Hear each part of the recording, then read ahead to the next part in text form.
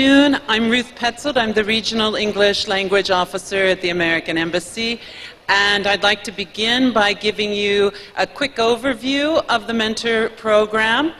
Then we will award the certificates, and there's a big drawing at the end. So the mentor program began in 2016. It's a cooperation between RELO and NileTESOL. We just began the third generation of the program a few days ago. This program provides support to English teachers outside of the governorates of Cairo and Giza. And each year, we've received more than 100 applications from qualified, experienced English teachers around the country. From the 200, 250, 300 applications, we have shortlisted approximately 70 to 100, and then we interview to find the 20 best candidates. For a year, these mentors work with willing teachers in their governorates. They do things like observe classes, give feedback, discuss challenges, do model lessons, provide resources, and of course, do workshops. They record the experience of being a mentor in what they call their mentor journey portfolio, which is submitted for us to evaluate their work. Today, we are honoring the work of the 2017 mentors. Would the 2017 mentors please come to the stage for your certificates? Meanwhile, I would like to thank the people who in particular have supported the mentor program. My assistant, Hannah Sudan, for all the administrative work necessary to run a program like this. To Mariam Osman and Rania Khalil for helping with the interviewing of the candidates. To Amal Abu Seta, Ghada Abul Hassan, and Maha Hamid for reviewing portfolios. To AUC School for Continuing Education for the rooms and the internet access necessary to do the program. And to NileTESOL, of course, for your support, advertising, and cooperation in offering professional development. At this point, we will award the certificates. And I will change places.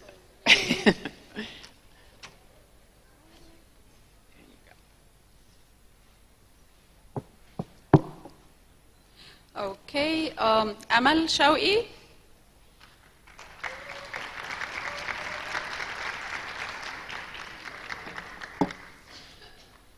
Aya Omar. Go back, Amal.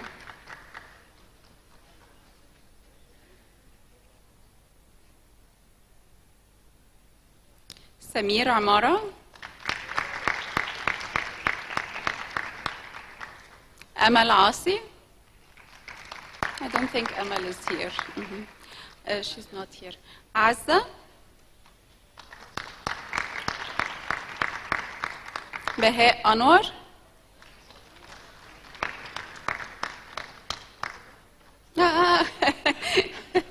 You came right in the end. Iman Fadel.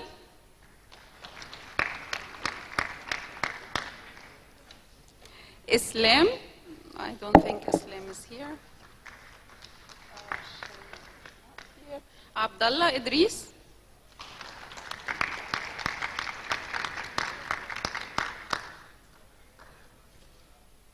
Abdul Ghani Muhammad.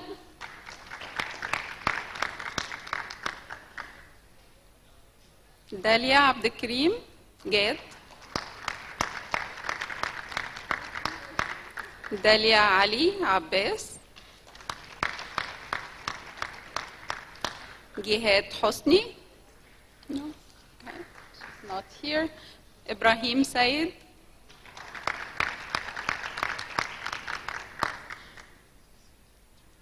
ماجد فكري.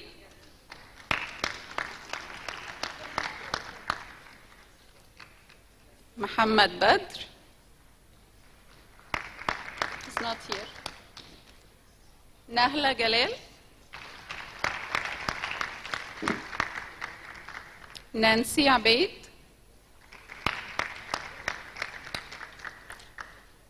سعيد عبد النبي.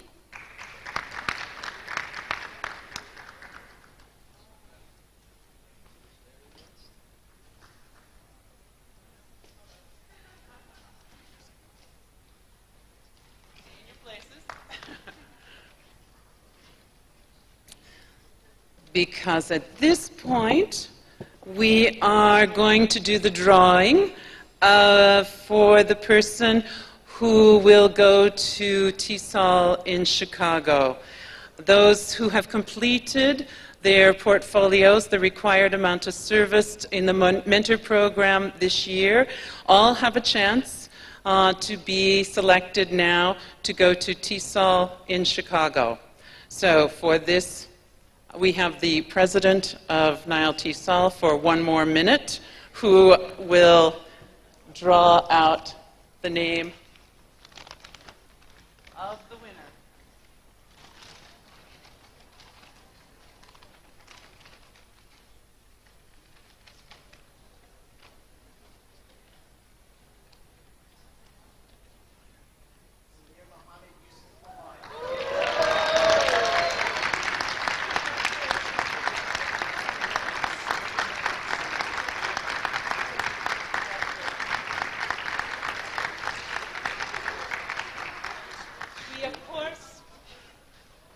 We, of course, need to, just in case Samir cannot travel, you never know, we need to draw an alternate. So for our alternate, we invite the new president of NileTESOL to come and draw the name, please.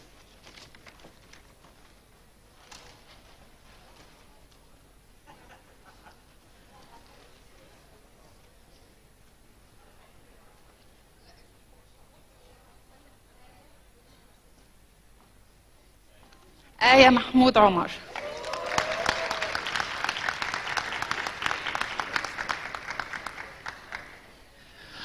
Thank you all very much for your service. It's been wonderful to work with you.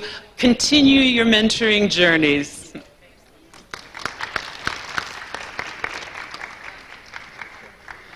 Thank you very much, Ruth, and thank you very much to all the mentors. Okay. So we are about out of time, and so I don't want to rush this part, but unfortunately we have very little time left, but there are some very important people who I want to recognize. And I have certificates for this first group of people who are the board members who are rotating out of the board. And so we never say goodbye to a board member of NileTESOL, because these board members are always still involved with the community over the long run, which we're always very appreciative of. So after the ceremony, I will be able to give you your certificates, but I want to recognize some people who we give certificates to for their service. So first, Dr. Marilyn Plumley, who is president and past president in the, I will give you a certificate later, but she's here, and we have to give her a certificate, but she's done so much work for us over the years, and we all owe her a lot. Ahmed Samir, who served for the past 3 years as Al-Azhar schools or universities. And then we have Dr. Maha Hamid, if she's here. She was up, yes. And she was member at large and served very busy as our SIG chair, and we're very appreciative of everything. NileTESOL has never been an organization to spend time talking about our achievements. Our history has been one of just getting on with the job. NileTESOL's annual conference provides us with the opportunity to reflect upon the achievements of the organization and its members over the past 12 months, as well as the contributions of NileTESOL and its EFL practitioners since the organization was established 22 years ago. We are also looking into the future and encouraging our colleagues and fellow EFL and ESL practitioners to join us as we continue our work. Today, I'm standing here with you to accept the responsibility of leading this great organization for another year of huge success and prosperity. At this moment, I'd like to look back at the past 5 years and reminisce on the impact of NileTESOL on me as a language professional and academician. I joined NileTESOL in 2013 upon my return from the States. Then I got involved with the NileTESOL Board of Directors when I was nominated as a member at large in 2015. During my 3 years in office and as a chair of the membership committee for the past year, I have witnessed firsthand the growth of the organization from 1,500 to 7,300 registered members. I have seen the impressive growth of PD committee practitioners all over Egypt, chaired by Dr. Muhammad Khalil Musa, who has reached out to thousands of Egyptian teachers and practitioners all over the country. I've also witnessed the birth and growth of TOT program, a joint NileTESOL Relo project that was launched in 2016, and we just celebrated the award ceremony with its second cohort of mentors today. Finally, I've witnessed the birth and growth of NileTESOL board committees like the SIGs, chaired by Dr. Maha Hamid, who has done a wonderful job developing teacher skills via 5 different special interest groups. And the International Relations Committee, currently chaired by Ms. Maisa Hashad. All those accomplishments wouldn't have been possible without the capable leadership of the former NileTESOL presidents, Dr. Marlon Blomley, Dr. Mariam Osman, Mr. Alex Luku, and Ms. Amira Salama. Thank you all for your amazingly inspiring hard work and commitment to the mission and vision of NileTESOL. For me, NileTESOL has given me considerable leadership experience in teacher training, mentoring, and organizational management. Having been in close contact with Egyptian English teachers from different backgrounds through those past 5 years, I've got to better understand their needs and challenges. Therefore, in my new capacity as a NileTESOL president in 2018, my vision is to situate NileTESOL not only as a highly recognized local and regional organization, but also as a well-represented international affiliate with similar organizations worldwide. I'll continue to work closely with the NileTESOL committees to enhance the professional expertise of pre- and in-service English teachers through extending NileTESOL channels to meet the teachers' growing needs and expectations all over Egypt. Moreover, the NileTESOL board promises to introduce new initiatives that bridge the gap between research and practice, aiming to foster a community that ensures best practices in language teaching and learning.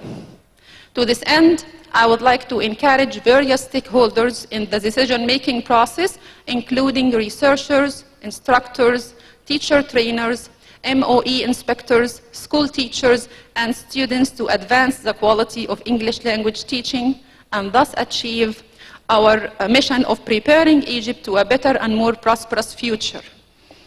This vision can only be achieved through maintaining a positive professional environment that's based on collaboration, respect, tolerance, dedication, and most importantly, love. Such a far-reaching vision is, in my opinion, the essence of accepting the responsibility of serving as the NileTESOL president for 2018. Thank you very much.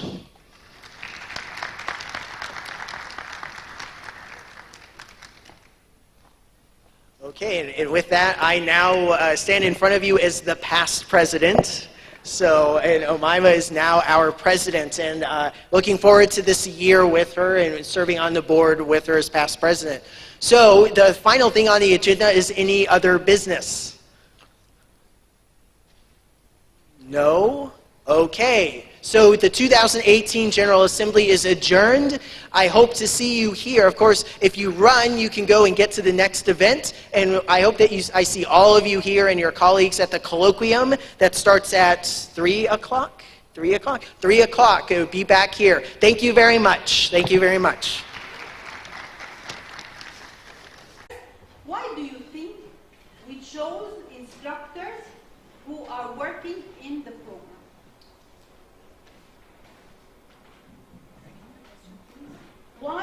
why do you think, what would be the rationale behind assigning this job to instructors working in the program, working with SCE?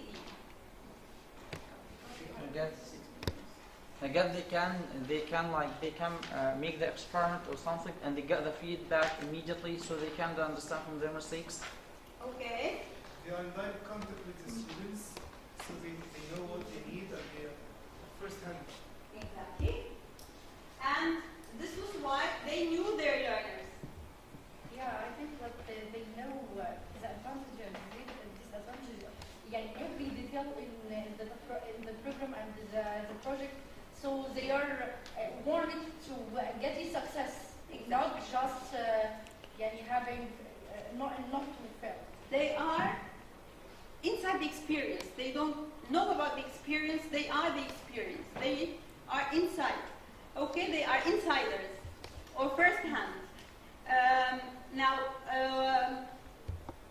Our instructors worked in groups, and each group was responsible for one stage. They were to decide the themes and to collect the material. Now, all the material is, we turned papers. We're not using books anymore. We are uploading everything on a platform. We have the Moodle platform, and our learners are preparing from the Moodle platform. They're not buying books, but it's over with books. We're not using books anymore. Okay? And in class, our instructors are not allowed to use the material in class. They can use extra material that they come up with, but the learners have to prepare at home. Again, we face challenges which Mr. Megan will attend to. And periodical review for them. Now, this is online material, so sometimes the links are down. We have to change the links. So we go through a constant, continuous review and replacement. We replace. And sometimes the instructors inform us that the themes are not interesting. For example, we change. So this is like an ongoing improvement process. Okay? Now, we moved away from task-based from activity to task-based. As we mentioned at the beginning, the task-based focuses on using the language rather than learning about the language. It involves the multiple skills, as we have mentioned. In class, we focus on 2 skills. And the role of the instructor is a facilitator. It is a learner-centered classroom. And correction or feedback is not done immediately. We give chance for self-correction, we give chance for peer correction, and if this does not take place, then at that point the instructor provides feedback. And we don't call it correction anymore, we call it feedback. What do you think is the difference between feedback and correction? Correction is always against marks. Marks? Marks, correction. I guess correction indicates that there are mistakes, but feedback is positive and negative comments. Thank you very much. When you give feedback, you give positive comments. And you give a chance for people to correct themselves. You give a chance for their peers. This scaffolding, what the learners learn from each other. It's not only the instructor that is the provider of knowledge. Okay? And I think I will stop here, and I will give the floor to my colleague, Mr. Megan Habashi, and he will walk you through the experience. Okay.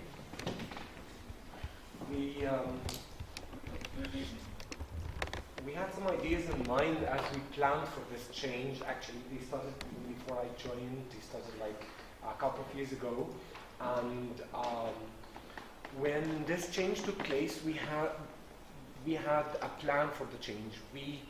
It was not just the idea of changing our teaching methodology from the traditional that we have discussed earlier, traditional methodology of teaching English, into this task-based learning being trendy and up-to-date and recent and catchy for the eyes. No, it was deeper than this. we have in mind 6 different items that I would just mention to you right now that actually made the framework of everything that was done during and after the change, even when we came to the point that Mrs. Cal mentioned of revising the material. We always had those 6 points in mind. The first one was the teaching methodology as being task-based in nature.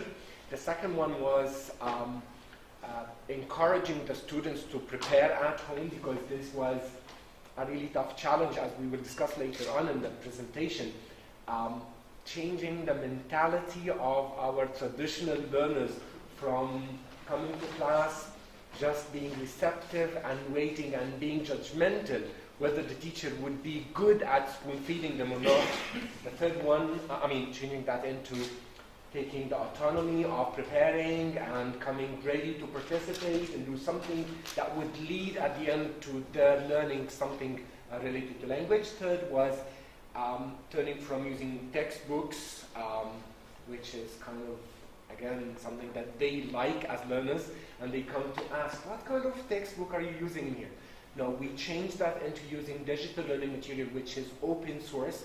We don't charge our learners for that, and we provide it on a soft format. They use their credentials using their username and password to get access to our platform, which is called Moodle, that Mrs. Tal mentioned earlier. Number 4 was collaboration. Again, this is somehow against the mentality of our traditional learners. They say, like, some of them might say, like, my level of English is way above the rest of the class. Why should I be joining this group of people who would hinder me from learning? And to introduce the idea of scaffolding, and like, well, in every group you will have some areas of strengths, and you will have some other areas of strength that will complement one another and would lead at the end of the day to your learning, is again somehow challenging to us. Number 5 was integrating critical thinking skills and problem-solving skills into our tasks that were designed by our experienced instructors, in-house instructors, as mentioned earlier. Again, to encourage people to go beyond the observable things and the small things that they are used to. This is not good. Okay.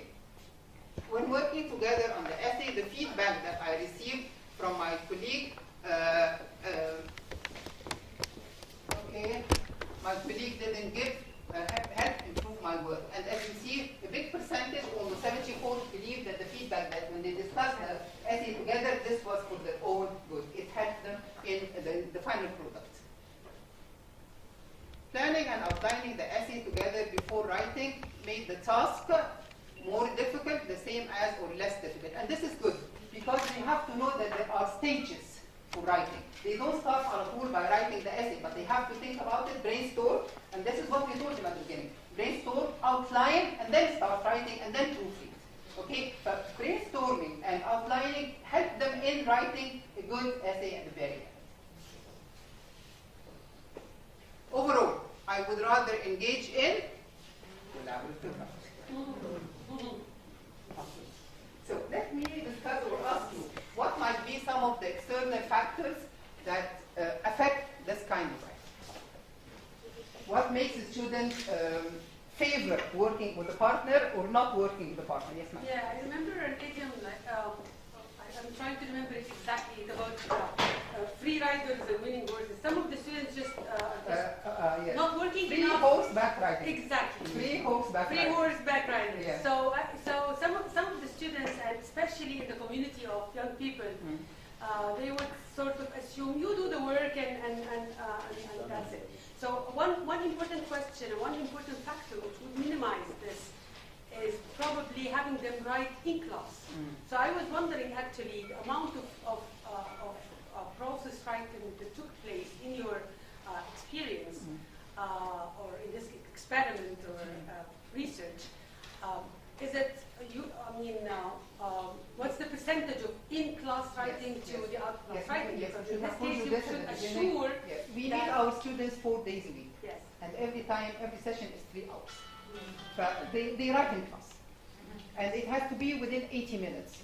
The writing process itself within 80 minutes. We tell them the first 10 minutes for brainstorming, outlining, then the writing itself, the essay itself, and then the proofreading 10 minutes at the end. So 10, 60, and 10. For every time they write in class. Sometimes, some of them did not finish in class. We tell them you can finish it at home. But this is done in class. Most of the students finish it in class. So is this your way of guaranteeing that both of them equally? It is more monitored, and provided that around 90% is written in class. And then you move around and you check what they have written. You monitor them as a teacher, yes. I have a question about school students, not college students. Like when I let them in class write collaboratively in pairs, how would that affect, because you need them to be able to produce an essay on their own for the exams and everything, how important is that for their yes, we do that at the beginning of the semester, but towards the end, we let them write on their own. This is what we said at the beginning. Yes, this is a matter of, it's a big... Practicality. Is this easy as a teacher to make? Can I make this quiz easily? Yes. Yeah. Can I give it out easily? Yes. Yeah. Can I collect it easily? Yes. Can I mark it easily? Yes. Can I grade it easily? Yes. Can I therefore benchmark my students easily? No. Yes. It's easy. It's so practical. Right? So it's a high practical test, but it's low on reliability and validity. So we see the conflict there. Yeah? Yes. And always there's a balancing act between them. What about impact? Oh, we'll come to impact later. So overall, less effective. Let's try another example.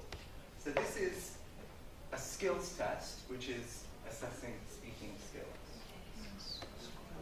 Have a look. What do you think? Valid, reliable, practical? Check with your partner.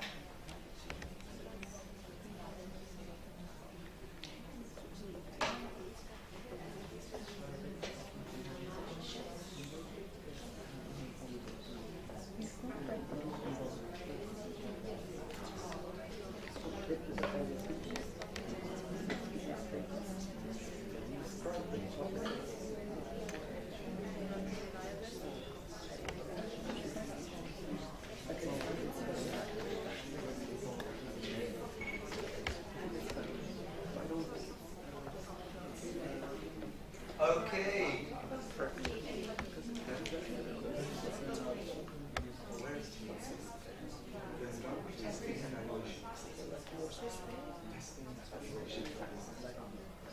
Okay, valid. Is it valid as a task? Yes. Yes. It's a speaking task. We're assessing speaking skills, aren't we?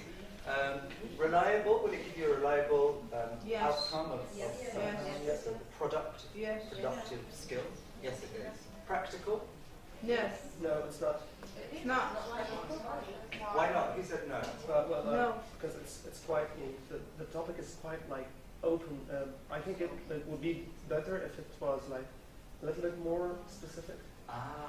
So this is about validity, the construct. Yeah, but it is practical to make and to assess. Maybe you'd need one-on-one, or student on student with the teacher. Okay, so yeah, there are some issues with the validity here. For example, what about testing? How many minutes am I going to just be? Right, that's the key thing. What kind of rubric? You said rubric or assessment criteria. How do I know what's being assessed in speaking skills? So all of those things will contribute to it being more valid. Okay. And the last example.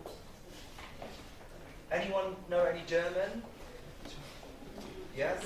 You have to help. I've chosen German here to spice things up a little. But it's all language, it's all the same thing. So apparently I'm told, this says, which picture has the train? J. Ooh. Oh, there is that. So we have a conflict here, right? Because someone said J and F. So if I put the answer as J, I get the point. If I put the answer as F, I also get the point. So we have a problem here, right? Can two answers be correct? But the way the test is constructed allows for interpretation. So this is having an effect on what? The validity, the reliability, or the practicality? Reliability? Both the validity and the reliability. Yeah? So it's not constructed, it's got a problem with it. Practical is my middle name. So having a student having a voice means that the teacher respects the student. And it's very important for teachers to respect the fact that students are different. You may have a plan about how you think the class should go. This is what Pete said. He had a plan, and the students really wanted to go somewhere else. So I feel that it's very important to give student choices in the classroom. And one of the first things that I do in the classroom is I have a contract that the students, I ask them 6 questions, and I want their opinion. One of them is, what is one goal you have for this class? What do you need to do in order to work on this goal? How can the rest of the class assist you in achieving this goal? What actions of the students will not help you to achieve this goal? How can the teacher help you? And what actions of the teacher will not help you?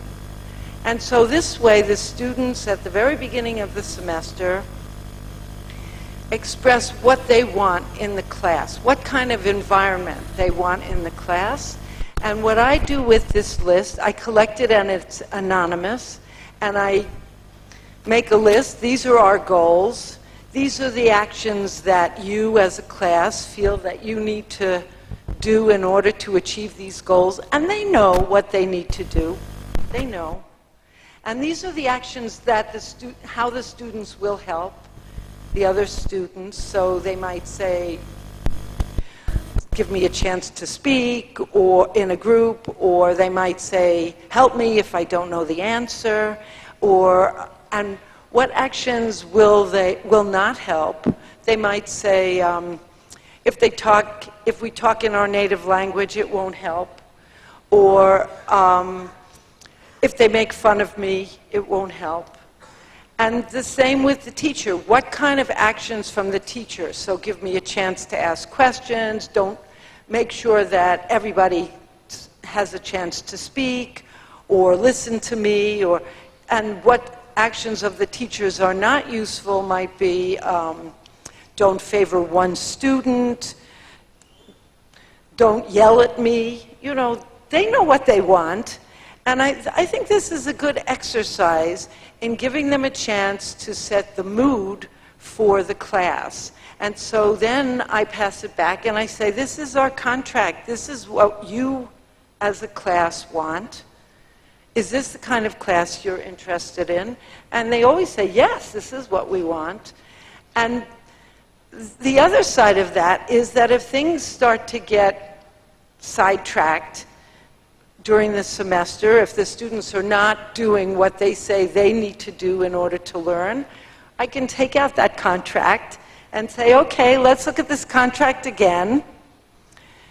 You said you needed to do these things in order to achieve your goal. Reflect on this. Do you feel you're doing these things? So that's one exercise that I think is useful. Just not necessary.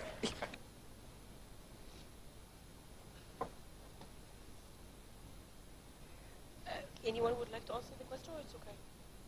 Okay. I have a question that has been asked by several people. It's divided into 2 parts. Well, how can we encourage the shy students or the students with low proficiency levels?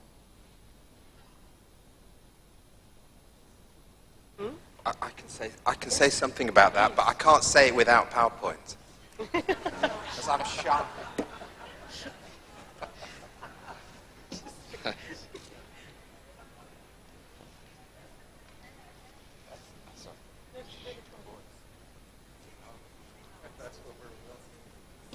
Yeah, it's just that. I just noticed that some people, of course, are very loud and dominant in discussion classes, and other people hardly say anything.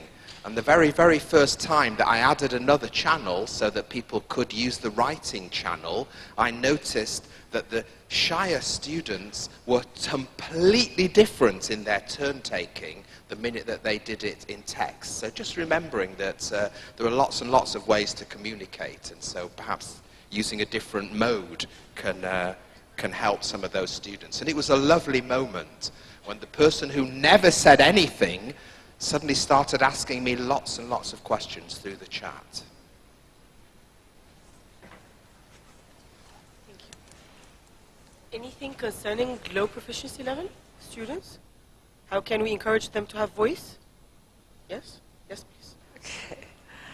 So many cooperative learning exercises are helpful for students who are nervous about speaking. So if you make groups, and instead of just letting them talk at random, you might give each person in the group a different responsibility, or you might give each student a number and then say, okay, now number 2, express your opinion on this topic. Or you might have students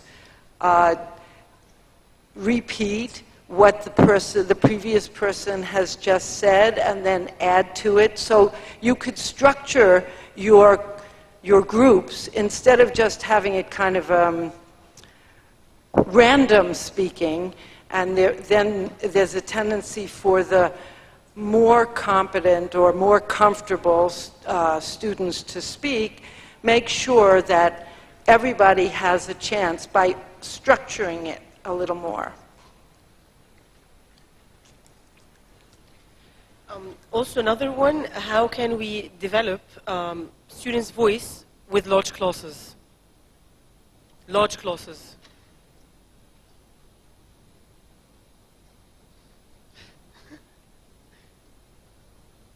Yes, please.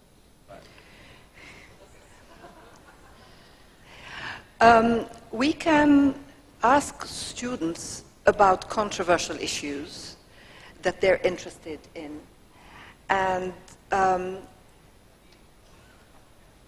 ask them to, and then choose a controversial issue that they would prefer to discuss or write about, and then maybe divide the class into 2 groups and have a group for the motion and a group against the motion, and ask the students to make claims about their position. So in this case, we need to explain to students what a claim is and how to formulate a claim, because a claim would constitute a point of view and a voice in that case. Yes, please. Could I just say, what's the largest class you can think of? How many people would there be in it? If you have a MOOC, a massive open online course, perhaps 50,000 people are doing the same course at the same time. So one thing that can really, really help is to make sure that your students are collaborating and commenting on other students' work. So rather than the tutor answer 50,000 questions, which might be a little bit difficult, then make sure that it's not always knowledge coming from the person that's running the course, but lots and lots of little groups all learning from each other, questioning each other, and then moving forward. Another question, can we develop students' voice without using any technology?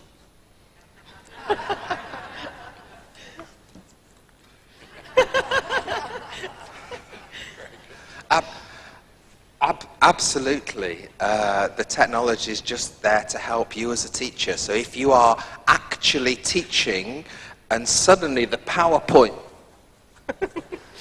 disappears behind you. You are technology. The old chalkboard is technology. Of course you can continue.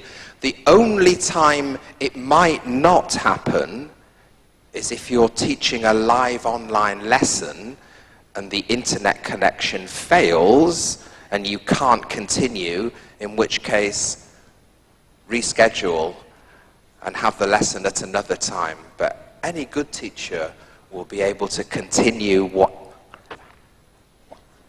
whatever happens. Another question.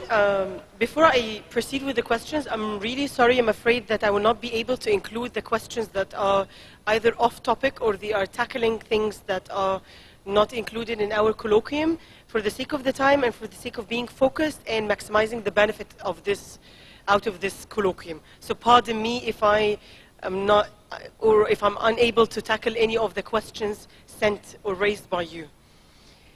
The next question: can journal or creative writing give students a chance to express their voice? If yes, how can we encourage them to do so? Or if not, tell their own story.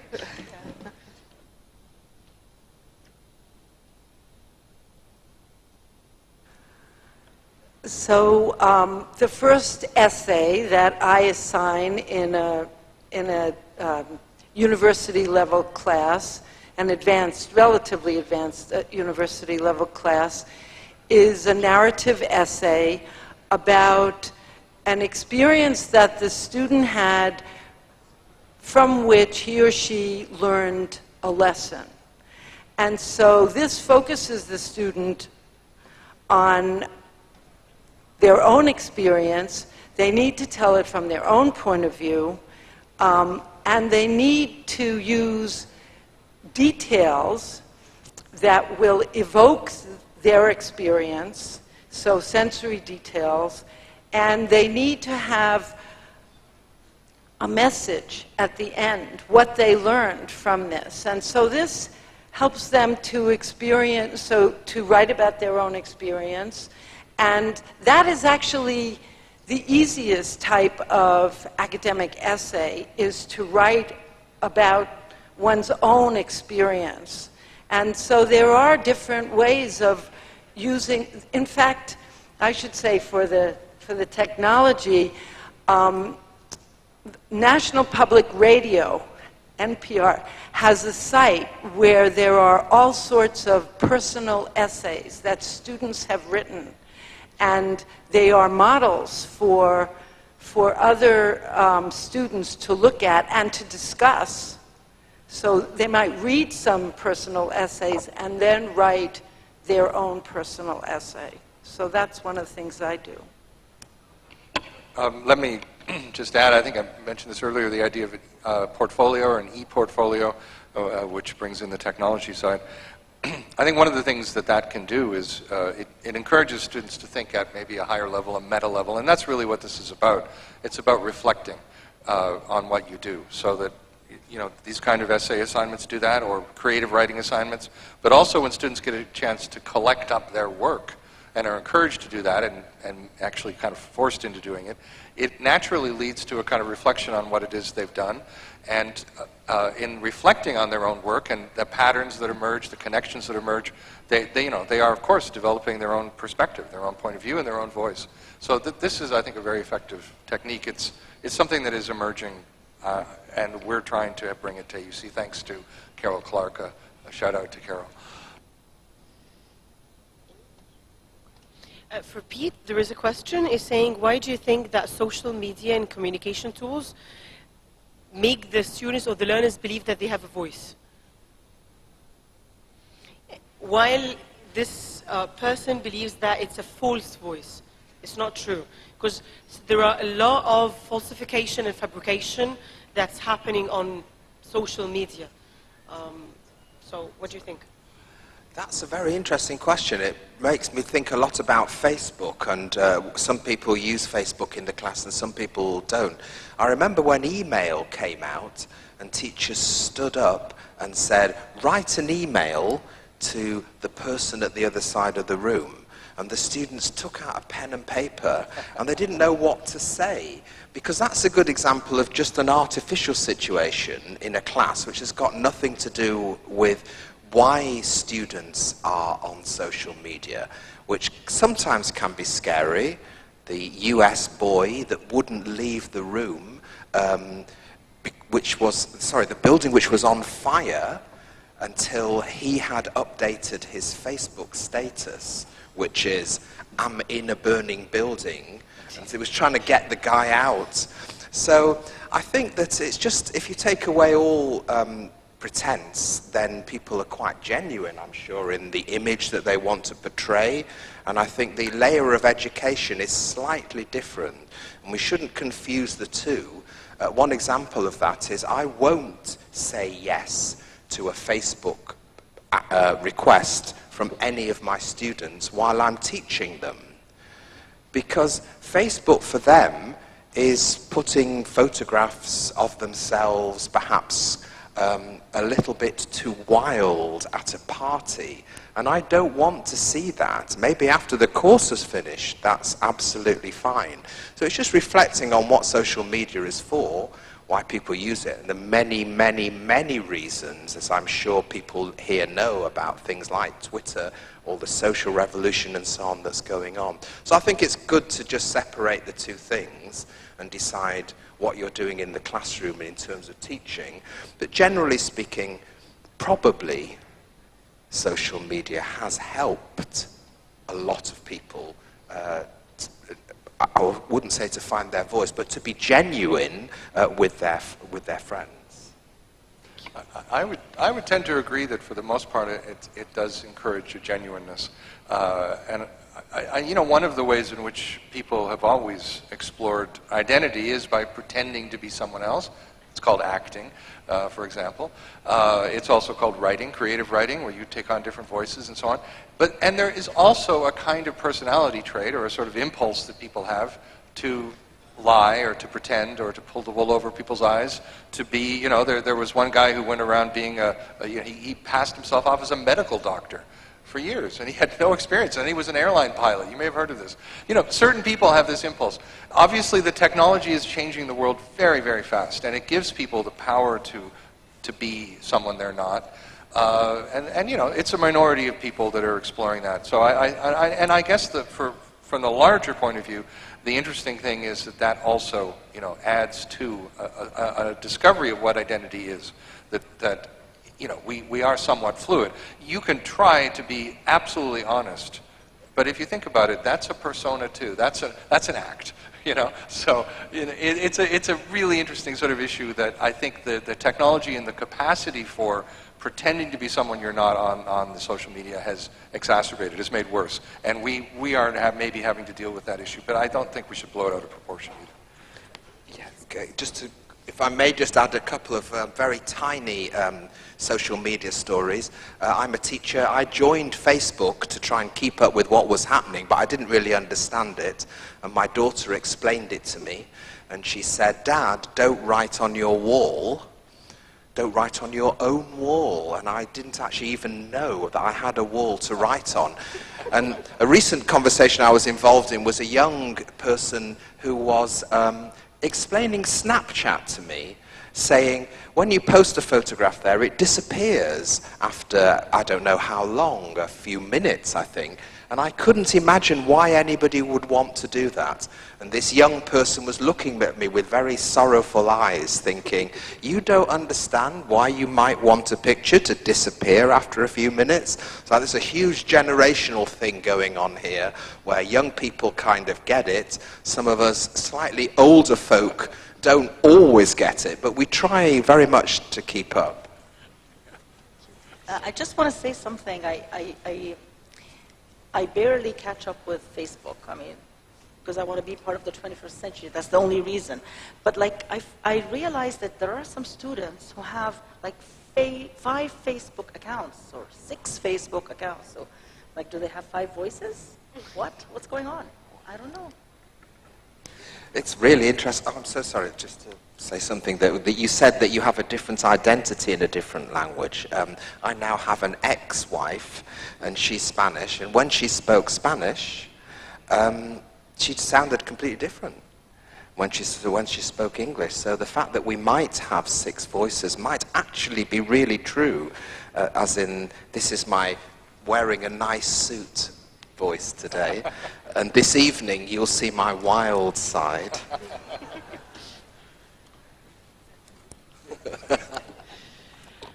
So do you believe that we encourage our students to have only one single voice or different voices?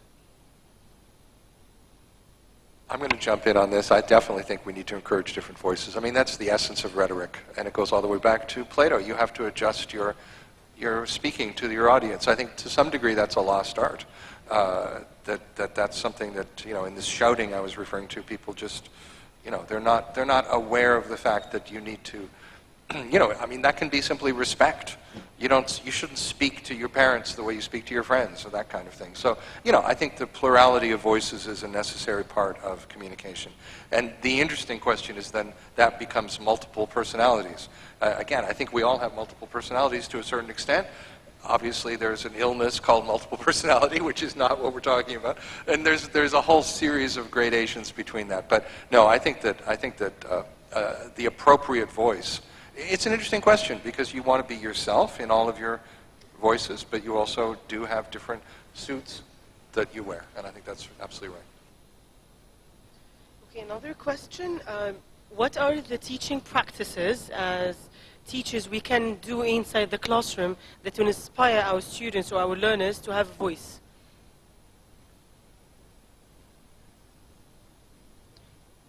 Would you like to add anything?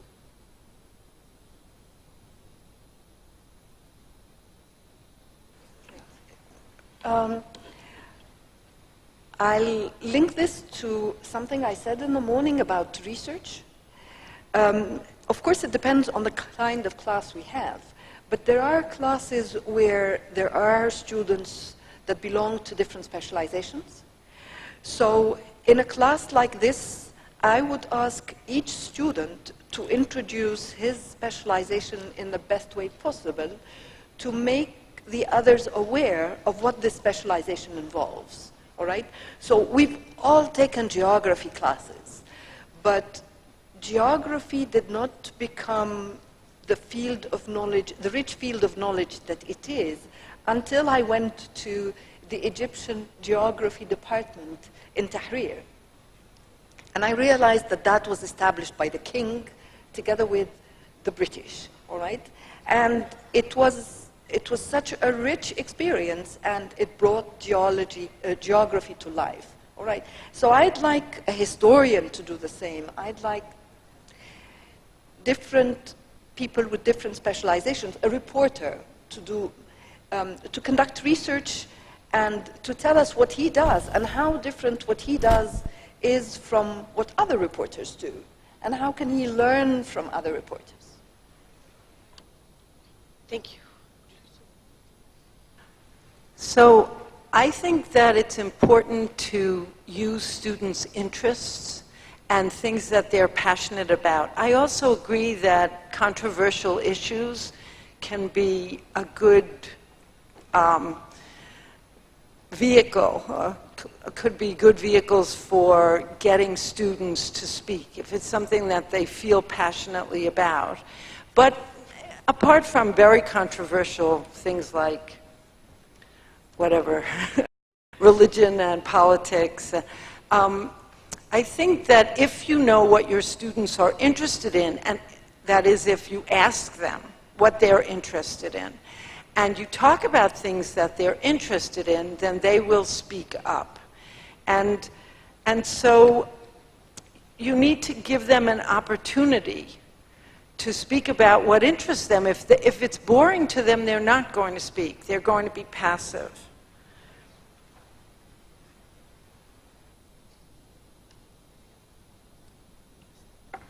So I'm supposed to wrap this, but I don't know what as I was sitting here, I was thinking of Richard Nixon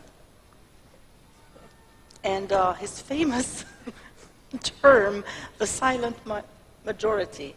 So our students are actually our silent majority. So, you know, we're trying to give them voice. We want to give them all the possible ways to have them share and talk and, you know, be independent. But I found myself in class at the end of the semester, I'm tired and I'm exhausted, and I've given them so much voice that I created monsters. They have a say and a suggestion about almost anything and everything. I love it, but sometimes it gets to be too much. Thank you very much. I would like to thank all of the audience for their questions, for their attendance, and our distinguished plenary speakers, and our discussant Rania Jabr. Thank you so much for a lovely colloquium. And on the behalf of the panel and on the behalf of whoever is here, we would like to thank Rania Jabr and Mariam Osman. Definitely. For all their efforts.